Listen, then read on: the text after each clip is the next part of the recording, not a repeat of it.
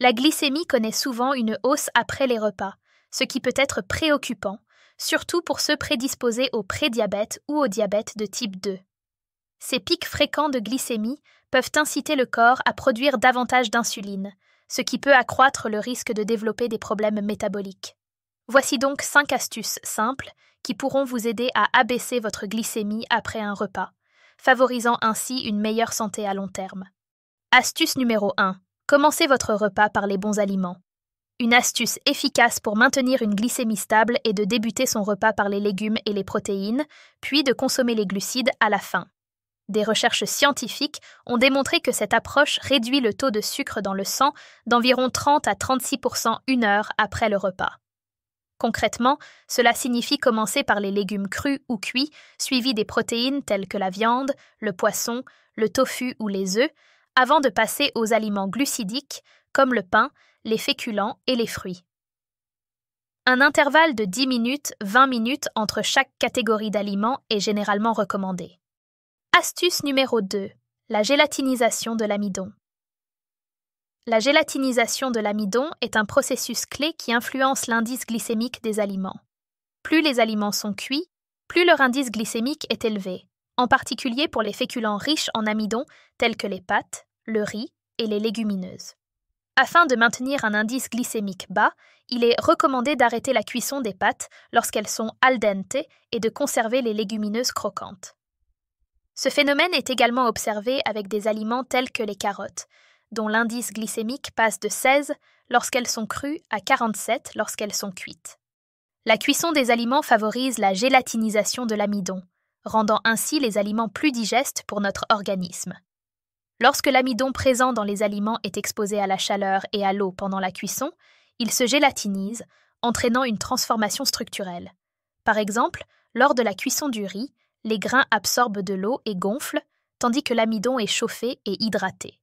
Cette réaction conduit à une texture visqueuse du riz cuit, ce qui rend l'amidon plus facilement accessible pour notre corps. En conséquence, le riz cuit est plus rapidement transformé en glucose par notre organisme, augmentant ainsi son indice glycémique. Astuce numéro 3. Refroidissez vos aliments. Après la cuisson, les aliments contenant de l'amidon subissent un processus fascinant appelé rétrogradation de l'amidon lorsqu'ils sont refroidis pendant un certain temps. Ce phénomène, amplifié par le froid et la durée, entraîne des modifications de la structure de l'amidon, ce qui permet de réduire leur indice glycémique.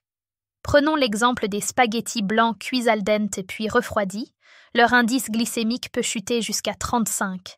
Incroyable, n'est-ce pas? Astuce numéro 4. Consommer des vinaigrettes ou du vinaigre de cidre.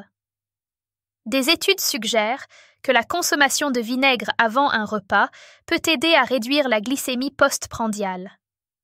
Essayez de mariner vos aliments dans une vinaigrette à base de vinaigre de cidre ou d'ajouter une cuillère à soupe de vinaigre de cidre à votre repas pour profiter de ses avantages potentiels sur la glycémie. Astuce numéro 5. Faites un peu la marche après les repas.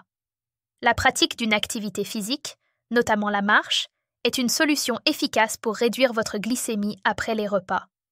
Une étude récente a montré que même une courte promenade de 2 à 5 minutes après avoir mangé peut contribuer à abaisser la glycémie.